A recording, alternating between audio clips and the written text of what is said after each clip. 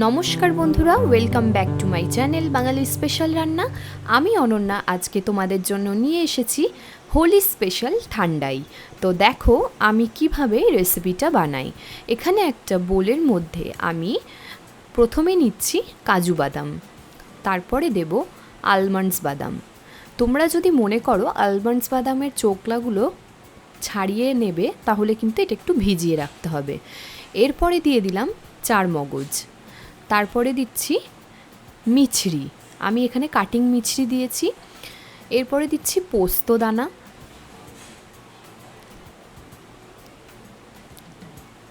তারপরে দেব মৌরি। মৌরিটা কিন্তু একটু পরিমাণে বেশি দিতে হবে। এরপরে অ্যাড করছি গোটা গোলমরিচ।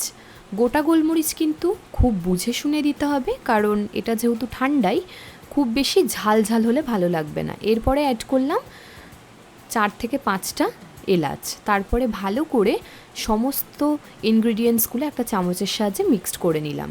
এবারে একটা মিক্সিং জারের মধ্যে সবগুলো ঢেলে দেব, দিয়ে একটা মিহি পাউডার বানিয়ে নেব।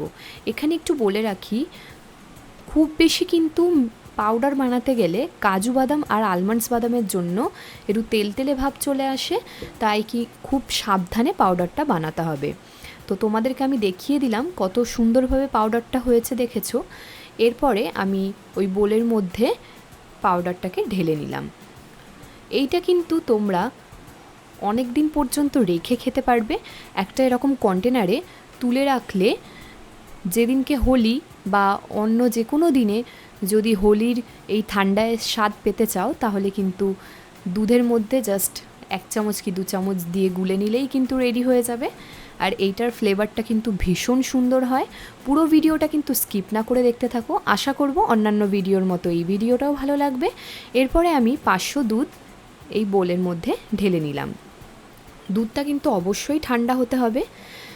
এরপরে আমি 6 থেকে 7 চামচ ঠান্ডায় যে মশলাটা আমি বানিয়েছি সেটা এর মধ্যে অ্যাড করে দেব। এখানে কিন্তু একটুও জল ইউজ করা যাবে না, তাহলে কিন্তু খেতে ভালো লাগবে না।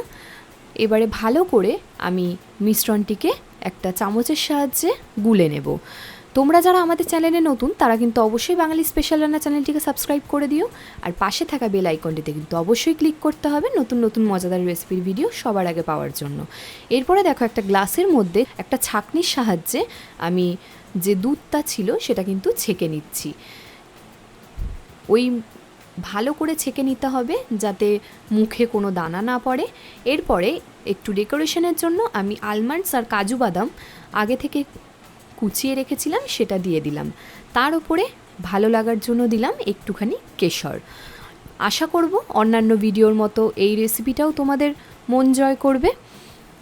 ভালো লাগলে লাইক, শেয়ার, কমেন্ট করতে ভুলো না। Tata, thank you.